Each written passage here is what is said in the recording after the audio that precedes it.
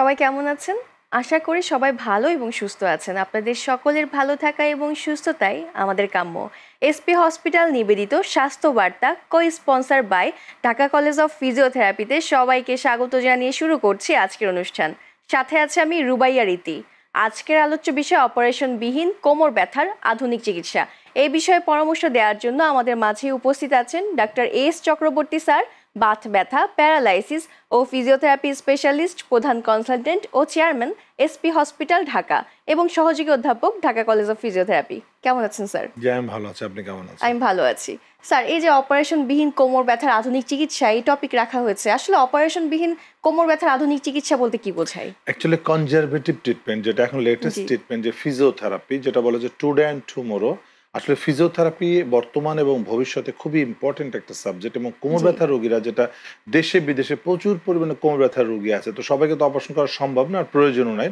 যেটা বর্তমানে যে লেটেস্ট ট্রিটমেন্ট, যে ফিজিওথেরাপির মাধ্যমে কোমর ব্যথার রোগীদের সম্পূর্ণরূপে সুস্থ করা সম্ভব, সেটা আসলে বলা হচ্ছে যে অপারেশনবিহীন বর্তমানে যে আধুনিক চিকিৎসার মধ্যে ফিজিওথেরাপি চিকিৎসাটা আসছে।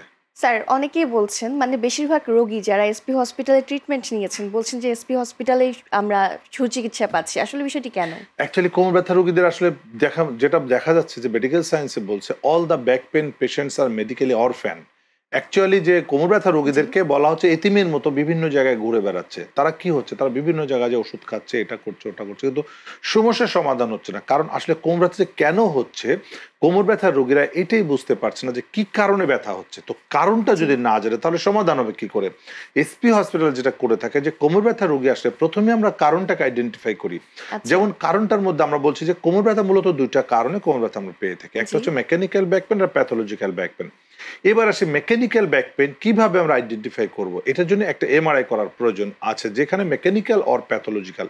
তো একটা এমআরআই যদি আমরা করি তাহলে কিন্তু আমরা কনফার্ম হয়ে যাচ্ছি সঙ্গে সঙ্গে যেটা মেকানিক্যাল না প্যাথোলজি। প্যাথোলজি মানে সেখানে কোনো টিউমার আছে কিনা, টিবি আছে কিনা, ক্যান্সার আছে কিনা। তো অনেক আছে এক্সরে করে সময় নষ্ট করছে, এক্সরে করছে দিনের পর দিন, মাসের পর মাস, অনেক এক্সরে করেছে কিন্তু কিছু পাচ্ছে না। কেউ বলছে আর বেড়ে গিয়েছে, খেয়ে গিয়েছে, এটা ওটা বলছে। অ্যাকচুয়ালি এমআরআই করলে দেখা যায় যে সেখানে কোনো মেকানিক্যাল প্রবলেম আছে না প্যাথোলজি। যদি কোনো টিউমার, টিবি, ক্যান্সার না থাকে, জাস্ট সেখানে ডিসপ্রোলাপস আছে যদি ধরা পড়ে, অথবা স্পন্ডোলিস্থেসিস, দেন এটা বলা হচ্ছে যে এটা হলো মেকানিক্যাল ব্যাক পেন। এই মেকানিক্যাল ব্যাক পেনকে ট্রিটমেন্ট করার জন্য আসলে কারেকশন করতে হয়। যেমন ফেটে গিয়ে জেল বের হয়ে গিয়েছে, সেই জেলটাকে আমরা রিপেয়ার করবো, যার জন্য পেশেন্টকে আমরা বলছি আপনাকে রেস্টে থাকতে হবে। হয় আপনাকে হসপিটালে ভর্তি থাকে ট্রিটমেন্ট নিতে হবে, আদারওয়াইজ বাসায় রেস্টে থাকতে হবে। রেস্ট না নিলেই ফাটা রিপেয়ার হবে না। সো তখন আমরা রোগীকে কাউন্সিলিং করে আমরা 3 সপ্তাহের জন্য হসপিটালে ভর্তি করে নিচ্ছি। 21 দিন রেস্টে থাকলে ন্যাচারালি ওই ফাটাটা হিলিং হয়ে যাচ্ছে, এবং তখন আমরা ফিজিওথেরাপির মাধ্যমে বডির ফিটনেসটাকে রিটার্ন নিয়ে আসছি। কারণ ফিটনেসটার কারণেই কিন্তু তার মেরুদণ্ডে ইনজুরিটা ছিল, যে কারণে আমাদের এসপি হসপিটালে কোমর ব্যথা রোগীরা 100% সাকসেসফুলি ট্রিটমেন্ট পাচ্ছে এবং সুস্থ হয়ে যাচ্ছে। এবং আমরা এটা বলছি যে 42 দিন কষ্ট করবেন, 42 বছর ভালো থাকবেন। অ্যাকচুয়ালি যখন আমরা তাকে বডিটা ফিটনেসে নিয়ে আসছি তখন কিন্তু ফার্দার তারা কোমর আর ইনজুরি হবে না। কোমর যদি ফার্দার ইনজুরি না হয় তাহলে এই কোমর ব্যথা সে কখনোই সাফার করবে না। সো পরবর্তী জীবনটা সুন্দর সুখে শান্তিতে চলতে পারছে। স্যার, এমআরআই এর বিষয়ে কিন্তু অনেকের ভয় কাজ করে, এই বিষয়ে আপনার কোনো কথা আছে কি? অবশ্যই, কারণ এমআরআইটা যেটা বাংলাদেশে অনেক জায়গায় আছে যেটা ক্লোজ এমআরআই। তো ক্লোজ এমআরআই যেটা সুড়ঙ্গের মধ্যে ঢুকতে অনেকে ভয় পায়, এই কারণে অনেকে এমআরআই ঢুকতে গিয়ে তারা ফিরে চলে আসছে, এমআরআই করতে পারছে না। তারা কিন্তু এসপি হসপিটালে ঠিকই এমআরআই করতে পারছে, কারণ এমআরআই আমরা এখানে এসপি হসপিটালে ওপেন এমআরআই মেশিন নিয়ে এসেছি জাপান থেকে। জাপানের হিটাসি কোম্পানিতে গিয়ে আমি আগে প্রথম ওখানে ট্রেনিং করেছি এমআরআই এর উপরে, যে এমআরআইটা আসলে কেন ভয় পায়।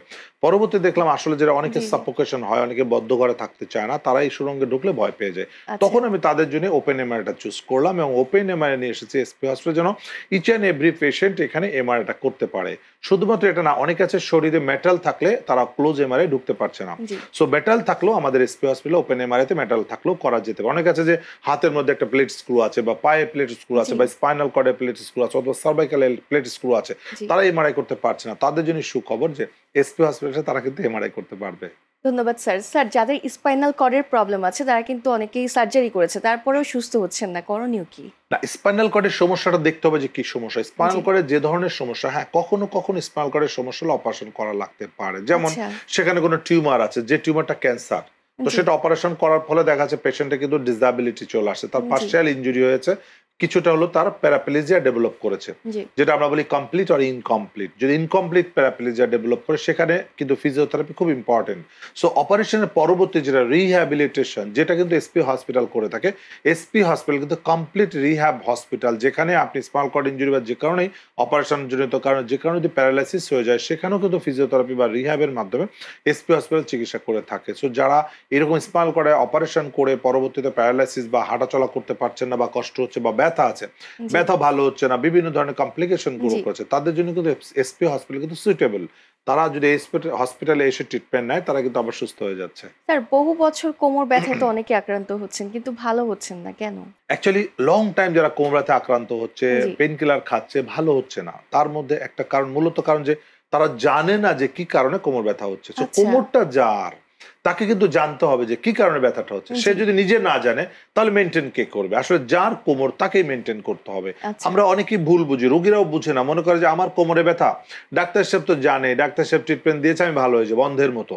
না, জি আসলে অন্ধের মতো বিশ্বাস করলে ভালো হওয়ার কোনো সুযোগ নাই। না কারণ কোমরটা যা, সে বারবার ভুলটা করছে। যদি ডিসপ্রলাপস থাকে, জি তাহলে যদি মেনটেন না করে, বারবার তার ডিসপ্রলাপস হতে থাকবে এবং সে কোনোদিন সুস্থ হবে না। যে কারণে আচ্ছা রোগীরা ওষুধ খাচ্ছে, ব্যথা একটু কমছে, ব্যথার ট্রিটমেন্ট করছে, আসলে জি ব্যথা তো কোনো রোগই না। ফলে কি হচ্ছে, মুভমেন্ট করছে, চলাফেরা করছে, ভুল মুভমেন্ট করছে, ফলে ডিসপ্রলাপস বেড়েই যাচ্ছে দিন দিন। সো যত জি পেন কিলার খাচ্ছে, রোগীরা তত ক্ষতিগ্রস্ত হচ্ছে। এই কারণে আমরা সবসময় বলি, কোমর ব্যথা রোগীদেরকে পেন কিলার দিয়ে ট্রিটমেন্ট করে কোনো লাভ নাই। আচ্ছা যত পেন কিলার খাবে, তত সে প্যারালাইসিস বা মৃত্যুর দিকে ডলে পড়বে। হুম, সো কোমর ব্যথা রোগীদের পেন কিলার খেয়ে ট্রিটমেন্ট করার কোনো জি সুযোগ নাই।